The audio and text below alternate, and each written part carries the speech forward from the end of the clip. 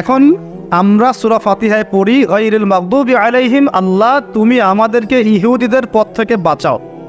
ওয়ালা দল্লিন, দল্লিন মানে নবীজি বলছেন হুমুন নাসারা, তারা হলো ওই নাসারা বা খ্রিস্টান জাতি যারা বলে যে আল্লাহর সন্তান আছে।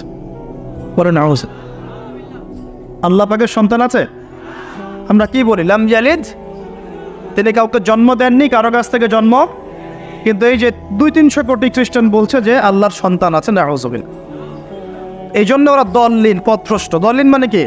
পথভ্রষ্ট। তো নবীজি স্পষ্ট বলছেন যে গায়রিল মাগদুবি আলাইহিম ওয়ালা দল্লিন, এখানে মাগদুব আর দল্লিন মানে হচ্ছে, মাগদুব হলো ইহুদিরা গজবপ্রাপ্ত, আর দল্লিন হচ্ছে নাসারা বা খ্রিস্টানরা। এখন আপনার সাথে আমার কথা, আপনাদের সাথে আমার কথা, আমাদের পলিটিক্স থেকে শুরু করে বাথরুমের কমোড পর্যন্ত, ঠিক আছে, আইন কানুন থেকে শুরু করে আমাদের চেহারা সুরত পর্যন্ত, আমাদের পোশাক পরিচ্ছদ থেকে শুরু করে অর্থনীতি, পরিবার, সব কিছু, এই সব কিছু ওই দুই জাতির অনুসরণে গড়ে উঠেছে। এটাই সবচেয়ে বড় আফসোসের কথা আমাদের জন্য, সবচেয়ে বড় আফসোস। বাথরুমটাও নিজের মতো করতে পারলাম না, ঠিক আছে। এই যে দেখবেন কমোডে কি বাম পায়ে ভর দিয়ে বসা যাবে? আচ্ছা, ওইখানে কাপড় কি পবিত্র রাখা যাবে? কিভাবে ইউজ করে আমি এখনো বুঝি না, কেমন করে ইউজ করে, ঠিক আছে। আরো নতুন পদ্ধতি আসছে, এটা শুনলে আরো হাসবেন। বিভিন্ন জায়গায় যাওয়া হয়, আলহামদুলিল্লাহ, আল্লাহ বলেছেন সিরু ফিল আরদ, জমিনে বিচরণ করো, আল্লাহ বলেছেন কোরআনে সিরু ফিল আরদ, তোমরা জমিনে ঘুরে দেখো, ফানজুর কাইফা কানা আকিবাতুল মুকাজ্জিবিন, দেখো যে আল্লাহকে যারা মিথ্যা প্রতিপন্ন করেছে, আল্লাহর সাথে সীমালঙ্ঘন করছে, ওদের কি পরিণত হয়েছে। দেখলাম যে এখন ইংলিশ টয়লেটও গায়ে এখন দিয়ে রাখছে কিছু কিছু বাটি, কি দিয়ে রাখছে, ছোট ছোট টুকরা দিয়ে আছে প্লাস্টিকের এবং হ্যাঁ সিরামিক্সের মনে হয়। তো ওইখানে দাঁড়ায় দাঁড়াই করতে হবে, 1 নাম্বার করলে দাঁড়ায় দাঁড়াই করতে হবে, এবং সবগুলো একই মাপের দেয়া আছে।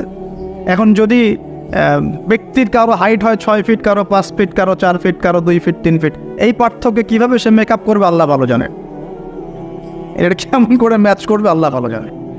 কাউকে টুলের উপর দাঁড়াই করতে হবে, কাউকে নিচু হয়ে করতে হবে, মানে মাপ তো একই, আরও যে কী কী দেখতে হবে আল্লাহ ভালো জানেন। তো প্রিয় ভাইরা, বাথরুম করতে গিয়ে যদি নবীর সুন্নাহ মতো করেন, এখান থেকে কথাগুলো আসছে, যদি বাম পা দিয়ে ঢোকেন, বা পায়ে ভর দিয়ে বসেন, দেখবেন ইস্তেঞ্জা করেও শান্তি পাচ্ছেন। নবীর প্রতিটা সুন্নত বৈজ্ঞানিক, যে সুন্নত আপনি পালন করবেন আপনি বৈজ্ঞানিক উপকারিতাও পাবেন ইনশাআল্লাহ। এই যে একটু আগে এক ভাই বলছিল আপনি তো খানি না হুজুর, 1 চামচ কি 1.5 চামচ ভাত খাচ্ছেন, খানি না। তাই আমি বললাম যে আমি কম খাওয়া হুজুর, কারণ নবী সাল্লাল্লাহু আলাইহি ওয়াসাল্লাম কি শিখিয়েছেন?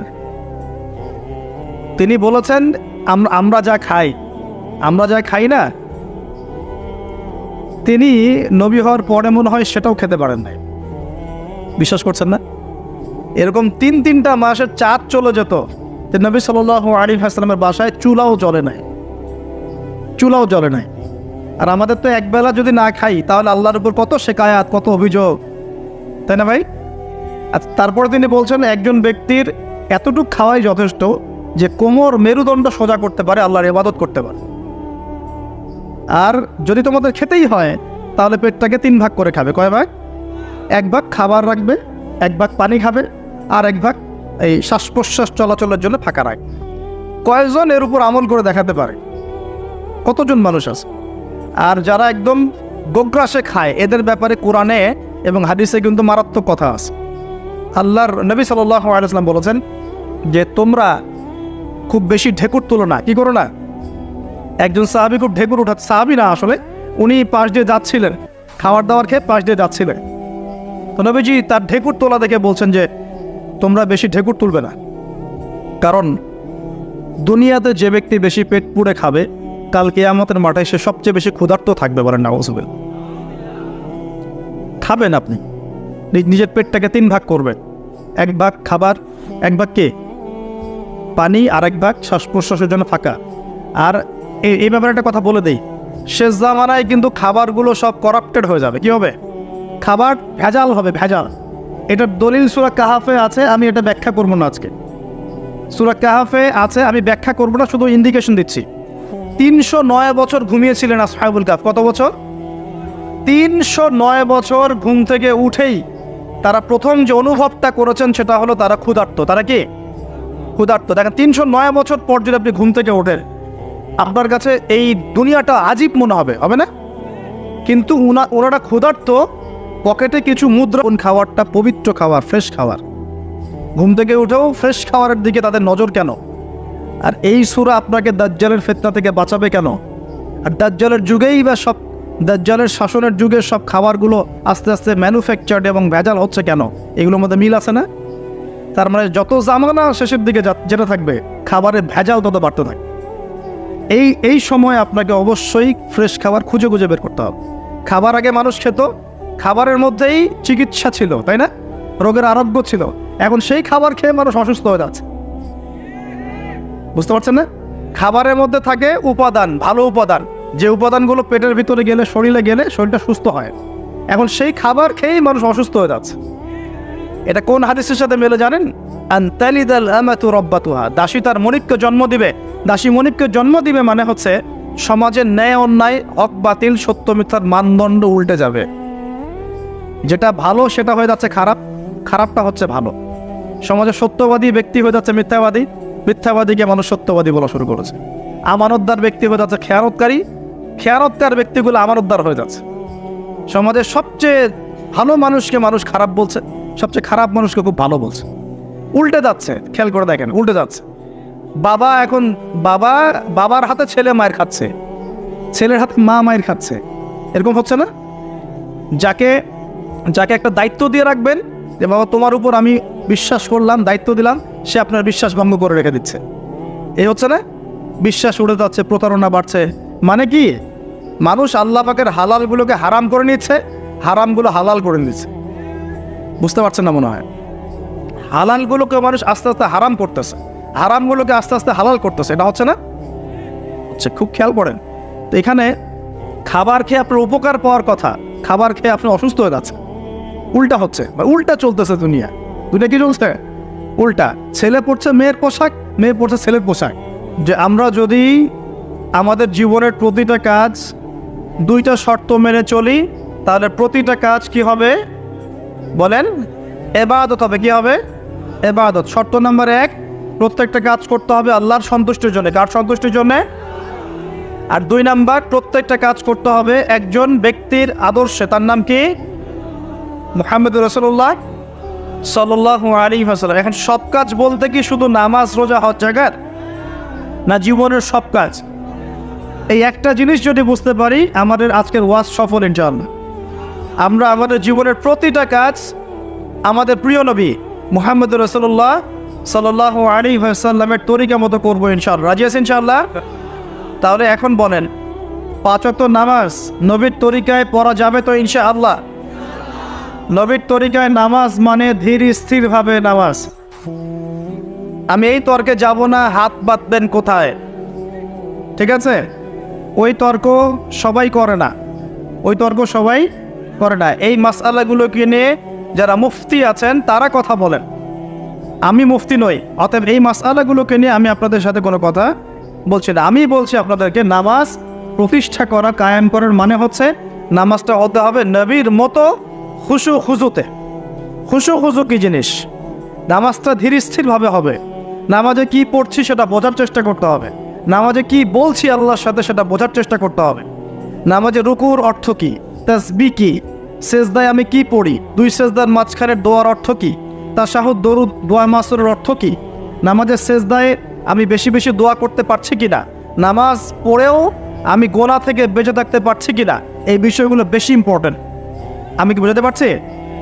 নামাজ ধীর স্থিরভাবে, রিল্যাক্সে, তাড়াহুড়ো নাই, বুঝে বুঝে পড়ার চেষ্টা করবেন। আল্লাহ পাক তৌফিক দান করুন। যারা নামাজ ধরি ছেড়ে দেই তাদের জন্য একটা হাদিস।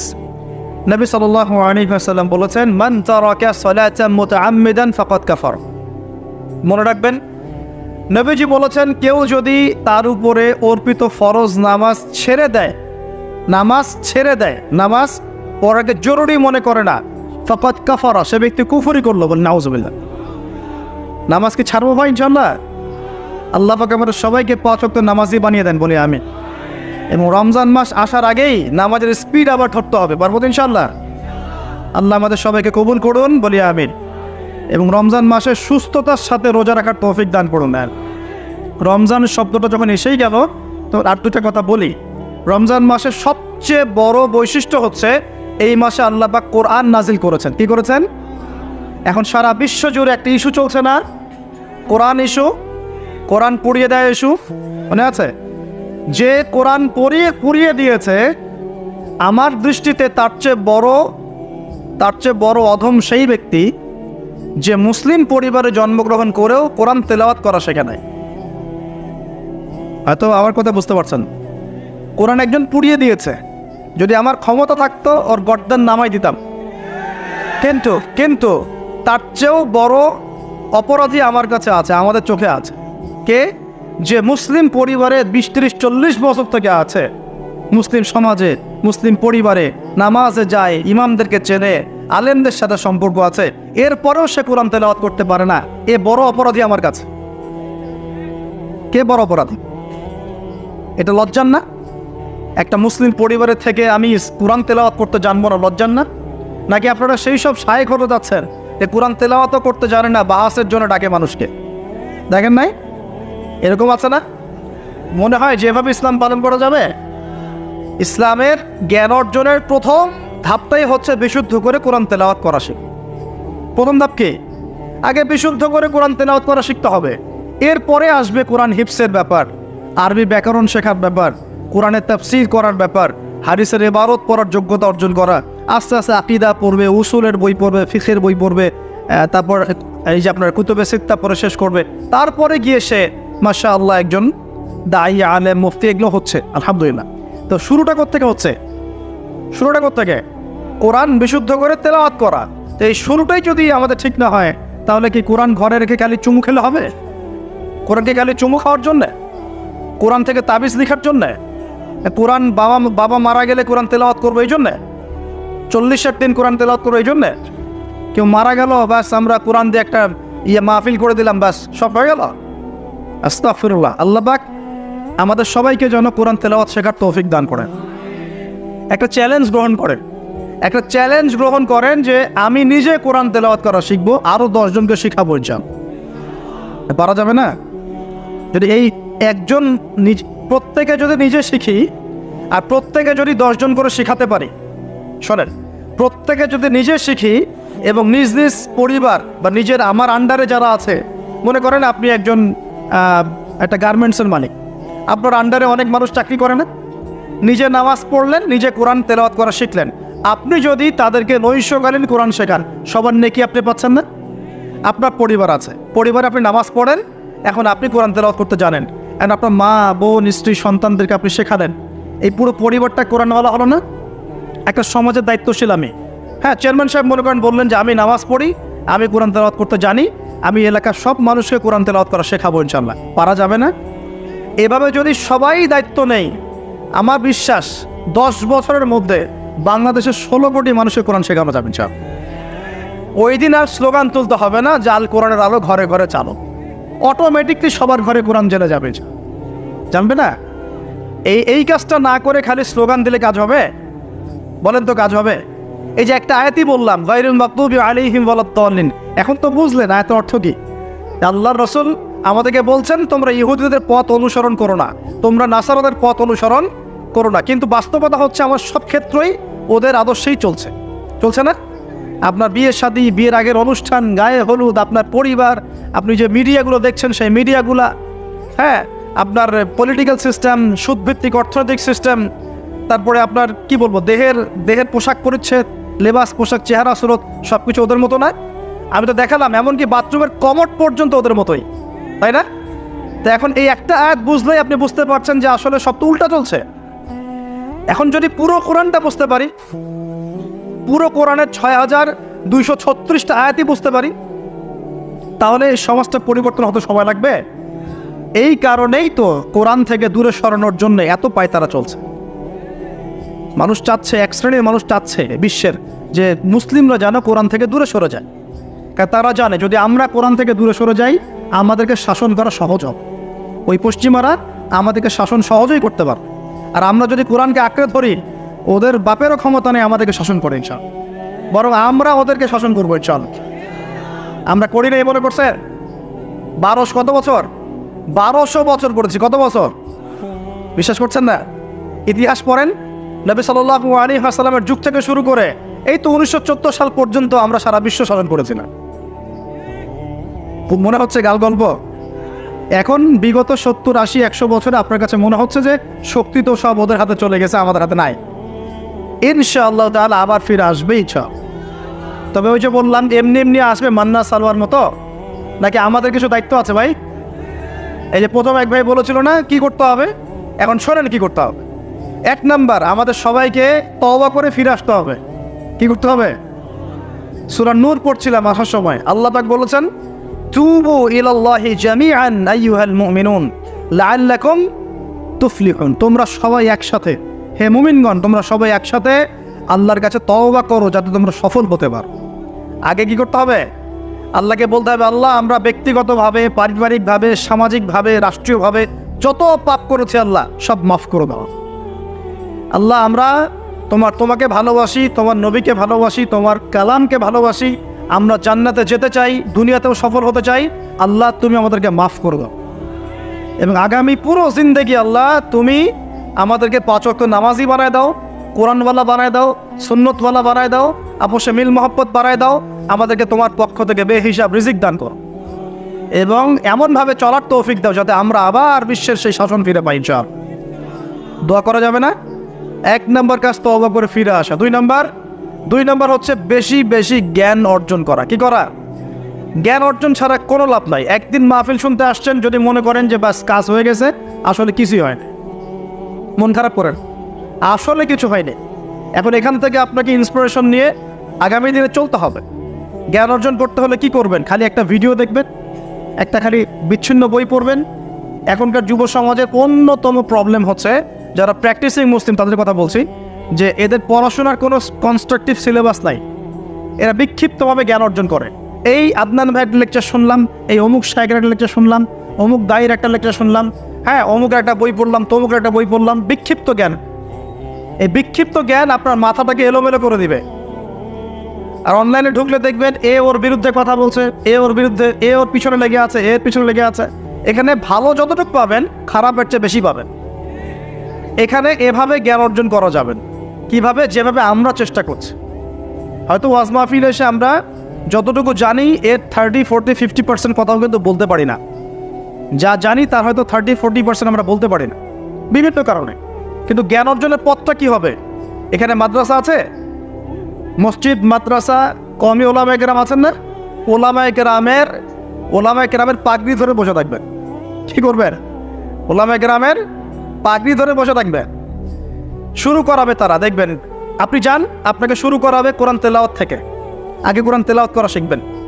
সময় লাগুক 1 বছর, লাগুক যাক, 1 বছর লাগবে, আমি শিখবো, ব্যাস 1 নাম্বার। তারপরে ওটা যখন ভালো পারবেন, দেখবেন ওলামায়ে কেরাম আপনাকে বলবে যে এই সূরাগুলো মুখস্থ করো। আপনি নামাজের জন্য যে সূরাগুলো লাগে মুখস্থ করতে হবে না? নামাজের ফরজ, ওয়াজিব, এই সুন্নত, মুস্তাহাব জানতে হবে না? এই মাসলাগুলো জানবেন, সূরা কালাম মুখস্থ করবেন, দোয়া কালাম মুখস্থ করবেন। তারপরে আপনি যদি আরও বেশি চান, আপনি হিফজ করবেন। কোরআন কি করবেন? হিফজ মানে মুখস্থ করবেন। আমার তো মনে হয় আমরা যদি 1 বছর চেষ্টা করি, আমরা সবাই কমপক্ষে 1 পারা হলেও মুখস্থ করতে পারবো না? ইনশাআল্লাহ, কোনো সমস্যা নেই। এরপরে আপনি যদি আরও বেশি চান, তখন আরবি ভাষা এবং সাহিত্যের কিছু ব্যাকরণিক ক্লাসিক্যাল বই আছে, এই বইগুলো ধরে ধরে পড়তে হবে আলেমদের কাছে। খুব বেশি সময় লাগবে না। আপনি মনে করছেন যে অনেক সময় লাগবে, এত সময় লাগবে না। আপনার মেধা যদি শার্প হয়, এটা ডিফার করে। কারো মেধা খুব শার্প, কারো মেধা অল্প নিতে পারে। ইনশাআল্লাহ 2-3 বছর সময় দেন, ইনশাআল্লাহ দেখবেন আপনি অ্যারাবিক ক্লাসিক্যাল বইগুলো পড়ার যোগ্যতা অর্জন করেছেন ইনশাআল্লাহ। এরপর কি লাগবে?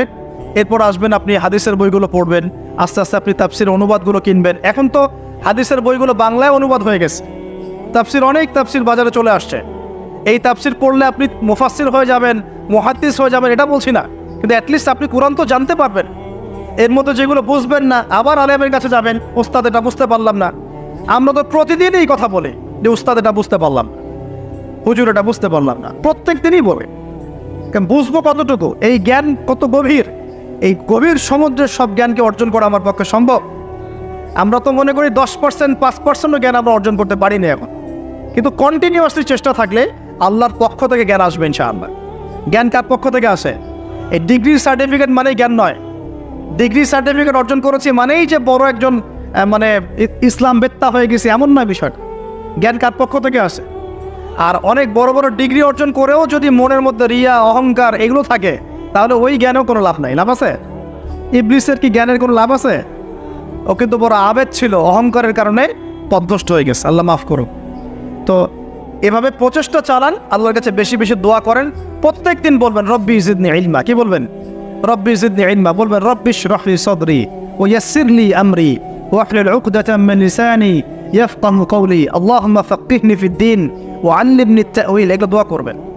এই দোয়াগুলো করতে থাকলে দেখবেন ইনশাআল্লাহ আপনি জ্ঞান পাবেন, আল্লাহর পক্ষ থেকে জ্ঞান পাবেন। তো তওবা করার পর প্রথম কাজ কি ভাই বলেন?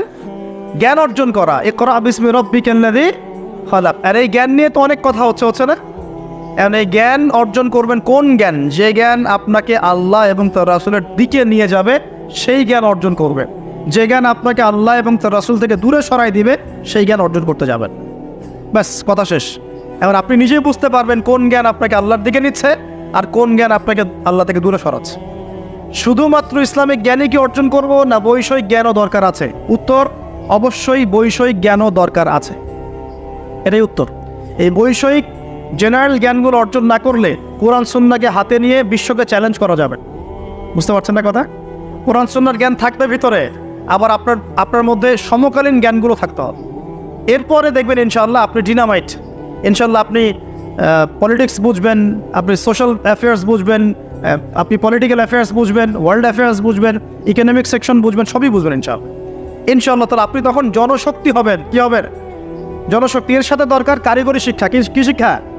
এই শিক্ষাটাও খুব দরকার। কারণ চাইনিজরা দেখেন না, কারিগরি শিক্ষার এবং কৃষি শিক্ষায় মানে দক্ষ হওয়ার ফলে তারা কৃষি জমি বাড়াতে পেরেছে, প্রবৃদ্ধির হার বাড়াতে পেরেছে, এবং কারিগরি শিক্ষা প্র্যাকটিক্যাল শিক্ষিত হয়ে ওরা সারা বিশ্বের ডিভাইস যন্ত্রগুলো তৈরি করছে এবং সারা বিশ্বের মার্কেট দখল করে বসে আছে।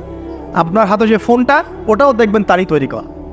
তাহলে এই শিক্ষাটা বেশি ইম্পর্টেন্ট, প্র্যাকটিক্যাল শিক্ষা। তো প্রথম কথা ভাই, তওবা করে ফিরে আসতে হবে। দ্বিতীয় কথা হচ্ছে অবশ্যই সবাইকে কি করতে হবে ভাই? জ্ঞান অর্জন করতে হবে। জ্ঞান অর্জনের একটা সিলেবাস আছে, এটা বললাম। কোরআন শেখেন, আরবি শেখেন, হাদিস পড়া শেখেন, ওলামায়ে কেরামের সোহবতে থাকেন, ইনশাআল্লাহ তাআলা আল্লাহ আপনাকে জ্ঞান দিবেন ইনশাআল্লাহ। আর জ্ঞান আসা মাত্রই যে আমি সব কিছু বুঝে ফেলবো তা নয়।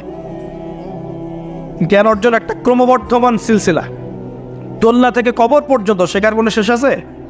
আল্লাহ পাক আমাদের সবাইকে জ্ঞান অর্জন করার তৌফিক দান করুন না। এরপর কি? ওই যে আল্লাহ পাক ইবাদত করতে পাঠিয়েছেন দুনিয়ায়, তাই যতটুকু জানবো ততটুকু আমল করবো ইনশাআল্লাহ। পারা যাবে তো ইনশাআল্লাহ? যা জানি আমল করবো ইনশাআল্লাহ। জেনেছি আজকে আমি যে সুবহানাল্লাহ পড়লে 100 বার সুবহানাল্লাহ পড়লে 1000 নেকি হয়, বাস আমল করা শুরু করবো। জেনেছি আজকে কোরআনের একটা হরফ পড়লে 10 নেকি হয়, কোরআন তেলাওয়াত করবো ইনশাআল্লাহ। এখনই জেনেছি সূরা কাহাফের প্রথম 10 আয়াত মুখস্থ করলে আল্লাহ দাজ্জাল থেকেও বাঁচাবেন, মুখস্থ করবেন ইনশাআল্লাহ। একটু আগে জানলাম ঘুমানোর আদব কি, আজকে আমল করবো ইনশাআল্লাহ। একটু আগে জানলাম ইস্তেঞ্জা করার আদব কি, আজকে আমল করবো ইনশাআল্লাহ। যা জানবো আমল করবো ইনশাআল্লাহ। পারা যাবে ইনশাআল্লাহ। এবং নিজে আমল করব, সবার আগে নিজের পরিবারে প্রতিষ্ঠা করব। আগে সমাজে তো দিব না, আগে কোথায় তো দিব? আগে পরিবারে। আমার পরিবারে যদি বেনামাজি থাকে আমার সন্তান সন্ততি, আর আমি নামাজের ওয়াজ করে বেড়াই, মানুষ শুনবে? আমার পরিবারে আল্লাহ না করুক যদি নিজের বউ বেপর্দায় চলে, হ্যাঁ, আর আমি যদি আসে আপনাকে পর্দার ওয়াজ করে, আপনি শুনবেন? কোনোদিনও শুনবেন। এই কারণে আগে নিজের পরিবারের মধ্যে কায়েমের চেষ্টা করতে হবে। এখানে একটা কথা বলে রাখি, অনেক চেষ্টা করার পরেও কখনো কখনো পরিবারের লোকজন নাও শুনতে পারে। বুঝতে পারেনি মনে? অনেক চেষ্টা করেছে, তারপরেও পরিবারের লোক শুনছে না, এমন হতে পারে না? নূহ আলাইহিস সালামের ক্ষেত্রে হয় নাই, লূত আলাইহিস সালামের ক্ষেত্রে হয়নি, হয়েছে। তাই বলে হতাশ হবেন না। তখন ওদের হিসেব ওরা দিবে, আপনার হিসেব আপনি দিবেন। আপনি আপনার মতো চেষ্টা করেছেন, আল্লাহ পাক তৌফিক এনায়েত করুন। পরিবারে প্রতিষ্ঠা করব আমল, এরপরে আমি সমাজে দাওয়াতি কাজ করব। দুটো কাজ করব, এক আমর বিল মারুফের কাজ করব, সবাইকে সৎ কাজে আদেশ করব, সৎ কাজে আদেশ করব। আর দুই তানহাউনা আনিল মুনকার ওয়া নাহি আনিল মুনকার, এই কাজ করব, মানুষকে আমি অন্যায় থেকে নিষেধ করব ইনশাআল্লাহ। কেন? কারণ আল্লাহ পাক সূরাতুল আলী ইমরানের 110 নম্বর আয়াতে বলেছেন, কুনতুম খায়রা উম্মাহ, তোমরা হচ্ছে শ্রেষ্ঠ জাতি। তোমরা মানে আমরা, উম্মতে মুহাম্মাদে। তোমাদের কাজ তিনটা, কুনতুম খায়রা উম্মাহ উখরিজাত লিন-নাস, তোমাদেরকে মানব জাতির কল্যাণের জন্য বের করা হয়েছে। তা'মুরুনা বিল মা'রুফ, তোমরা সবাই মানুষকে সৎ কাজে আদেশ করবে। ওয়া তানহাউনা আনিল মুনকার, সবাই তোমরা অসৎ কাজে নিষেধ করবে। ওয়া তু'মিনুনা বিল্লাহ, আল্লাহর প্রতি ঈমান রাখবে। এই তিনটা আমাদের কাজ।